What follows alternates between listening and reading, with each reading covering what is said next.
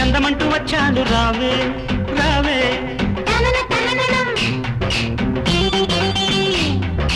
ఆకులోన సున్నమేసి పోక చెక్కలిస్తాను రావే రావే